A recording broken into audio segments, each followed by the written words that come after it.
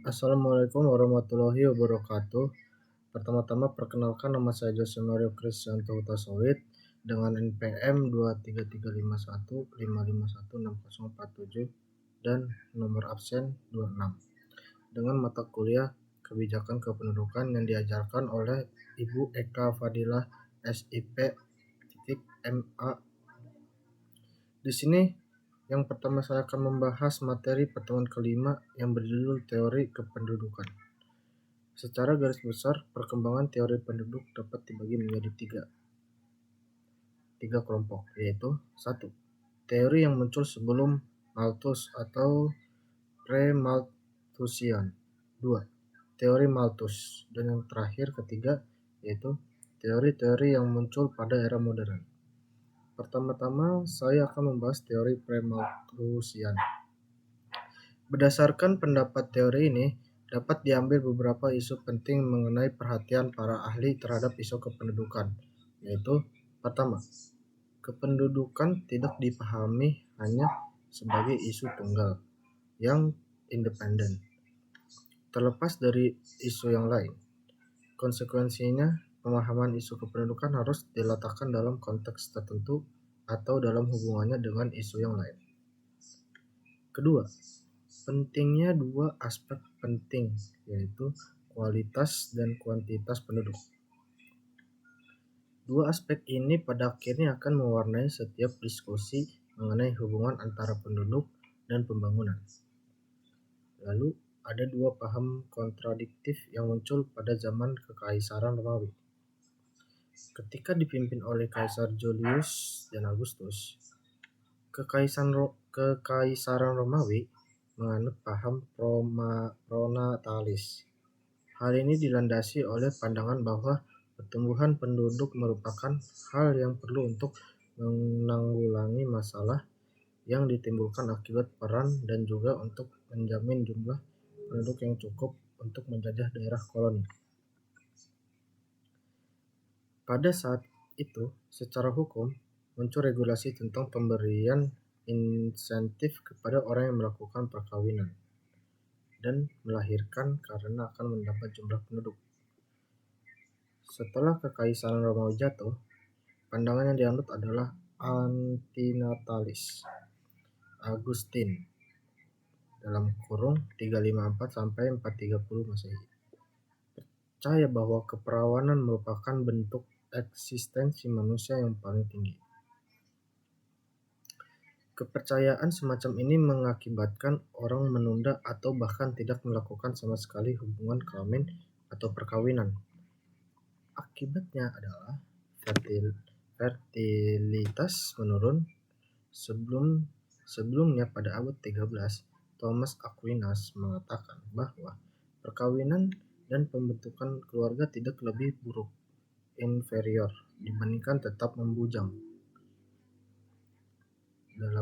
(selibasi) atau abad 17 yang ditandai dengan munculnya mercantilisme. Pertumbuhan penduduk dipandang sebagai hal yang penting untuk meningkatkan pendapat masyarakat. Tampaknya paham ini tidak cocok, sebab bukan kekayaan yang timbul, tetapi kemiskinan. Akibatnya, muncul kritik dari kaum fisiokrat. Kemudian orang yang menganut aliran fisiokratik berpendapat bahwa hal yang terpenting bagi kekayaan suatu negara adalah tanah, bukanlah penduduk. Salah satu tokoh yang terkenal yang menganut paham ini adalah Adam Smith. Dia berpendapat bahwa sesungguhnya ada hubungan yang harmonis dan alami antara pertumbuhan penduduk dan pertumbuhan ekonomi, di mana pertumbuhan penduduk yang tergantung kepada pertumbuhan ekonomi. Kemudian pembahasan kedua yaitu teori Malthus. Malthus dalam bukunya, dia menganut aliran pesimis. Filosofinya jelas bertentangan dengan dua pendahulunya, yaitu Godwin dan Condorcet. Dia menyatakan bahwa penyebab utama dan permanen dari kemiskinan tidak mempunyai hubungan yang langsung dengan bentuk pemerintahan atau ketidakmerataan distribusi kekayaan. Kemiskinan, menurut Malthus, berkaitan erat dengan perilaku behavior orang yang bersangkutan, khususnya fertilitas yang tinggi dan konsekuensi beban keluarga. Kemudian Malthus berangkat dari pemikiran bahwa ada tendensi bagi makhluk hidup jumlahnya meningkat melebihi makanan yang tersedia.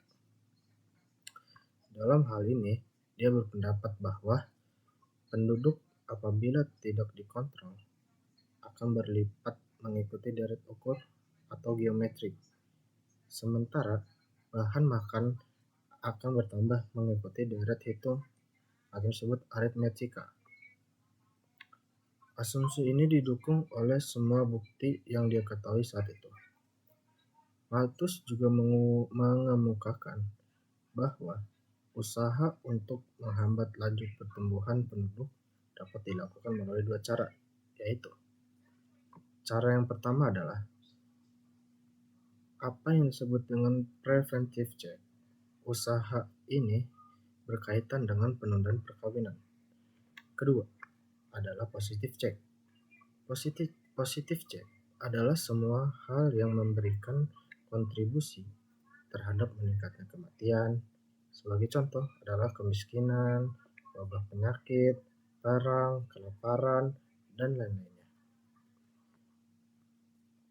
Teori ini sangat menarik dalam arti bahwa keterkaitan antara pertumbuhan penduduk dan pertumbuhan bahan makan diformulasikan secara jelas. Dengan demikian, berlaku atau tidaknya teori ini dapat diuji secara operasional dengan membandingkan tingkat pertumbuhan antara penduduk dan bahan makan. Secara umum, cara Malthus menggabungkan variabel penduduk dan pembangunan yang masuk akal. Hal ini yang kemudian menjadi dasar kebijakan kependudukan di banyak negara menggunakan logika tersebut. Meskipun demikian, ada beberapa kritik terhadap teori Malthus. Lalu ada beberapa kritik terhadap teori Malthus yang pertama adalah Malthus terlalu sederhana memandang peningkatan produksi pertanian. Dia tidak mempertimbangkan adanya revolusi pertanian yang dapat melipat gandakan produksi pertanian persatuan luas. Hal ini berarti bahwa Malthus tidak memperhatikan perkembangan teknologi yang begitu pesat yang berkaitan dengan pertanian. Lalu yang kedua, dia juga tidak mengantisipasi terjadinya pencegahan kelahiran secara massal, baik dari segi penerimaan masyarakat maupun dari segi kemajuan teknologi pencegahan kelahiran atau disebut birth control. Menurut Malthus, satu-satunya cara yang dapat diterima untuk mencegah kelahiran adalah dengan penundaan perkawinan atau dikenal dengan istilah moral restraint. Orang yang mengkritik Malthus pada argumennya mengenai moral restraint atau menerima ide-ide yang lain biasa disebut neo-Malthusian. Dan yang terakhir, aliran sosialis. Ada dua orang yang sangat terkenal dalam menentang teori Malthus adalah Karl Marx dan Friedrich Engels. Prinsip dari pendapat mereka adalah bahwa tidak ada hukum kependudukan yang bersifat umum atau general population laws. Menurut mereka, kondisi penduduk sangat tergantung pada kondisi sosial ekonomi suatu daerah. Menurut Marx, jumlah penduduk ditentukan oleh modes of production dan distribution of wealth. Perbedaan fertilitas dan mortalitas ditentukan oleh variasi tingkat kesejahteraan. Hal ini ditentukan oleh variasi tingkat kesejahteraan. Hal ini akan hilang apabila kekayaan didistribusikan secara merata kepada masyarakat. Ketidaksetujuan mereka terhadap ide Malthus adalah tentang pertumbuhan bahan makan. Marx dan Engels mengatakan bahwa ide tersebut tidak benar selama tidak ada alasan untuk curiga bahwa sains dan teknologi mampu meningkatkan produksi bahan makan, atau barang-barang lainnya, sama seperti pertumbuhan penduduk. Dan ada 3 perbedaan yang fundamental antara Malthus di satu pihak dengan Marx dan Engels di pihak yang lain. Pertama, perspektif ideologi mereka sangat bertolak belakang. Opini Malthus cenderung ke konservatif dengan mendasarkan pada pemikiran bahwa individu dan keluarga harus self-reliant. Di samping itu, keinginan pribadi self-interest harus menjadi patokan guiding rule.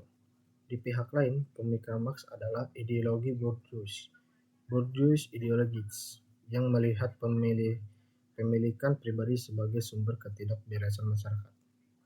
Lalu yang kedua, Malthus memulai pendapat dengan efek pertumbuhan penduduk dengan tingkat subsistensi. Penduduk merupakan variabel bebas, tetapi menurut Marx, kelebihan penduduk sangat tergantung kepada keberadaan kapitalisme. Artinya apabila kapitalisme tidak dianut, tidak akan terjadi kelebihan penduduk atau yang disebut overpopulation dengan segala akibatnya. Dengan konsep semacam ini, secara implisit, penerapan teori Marx berbeda dengan Malthus yang bahwa teori Marx mengacu kepada suatu sistem ekonomi tertentu. Sedangkan teori Malthus dapat diterapkan secara universal.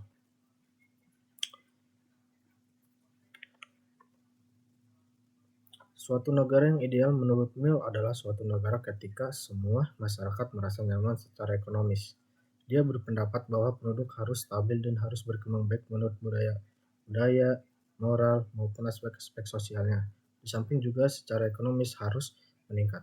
Sebelum penduduk dan produksi bahan makanan stabil menurut Mill di antaranya, keduanya akan terjadi saling mendahului. Apabila pembangunan sosial dan ekonomi berhasil, maka akan ada kenaikan pendapat yang akan menaikkan standar hidup untuk seluruh generasi dan memungkinkan produksi melebihi pertumbuhan penduduk. Menurut Durkheim, pertumbuhan penduduk akan menyebabkan semakin terspesialisasinya masyarakat yang disebabkan karena usaha untuk mempertahankan keberadaan akan lebih tajam apabila jumlah penduduk semakin banyak. Sekian dari saya, kurang lebihnya mohon maaf. Assalamualaikum warahmatullahi wabarakatuh.